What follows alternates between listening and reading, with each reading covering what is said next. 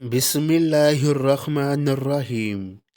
فرمان رسول صلی اللہ علیہ وآلہ وسلم: دوسروں پر مہربانی کرو، تعریف ہوگی اور صلہ بھی پاؤ گے۔ اسلام یہ ہے کہ لوگ تمہارے ہاتھ اور زبان سے صحیح و سالم رہیں۔ لوگوں سے خوش اخلاقی سے پیش آؤ۔ سچے تاجر پر جنت کے دروازے بند نہیں کیے جائیں گے۔ اگر کاہل ہوگے تو حق ادا نہ کر سکو گے۔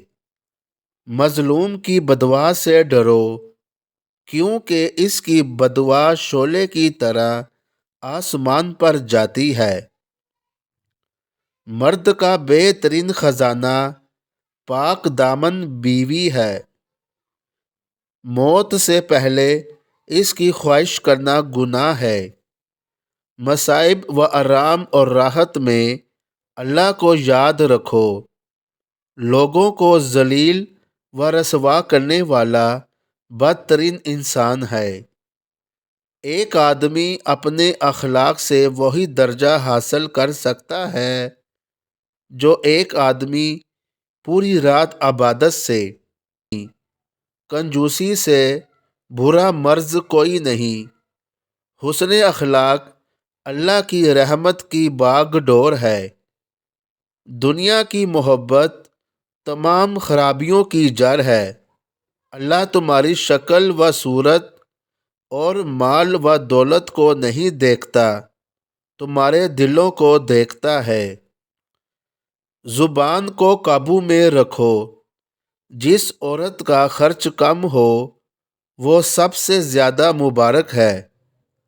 جب تمہیں غصہ آئے تو چپ ہو جاؤ۔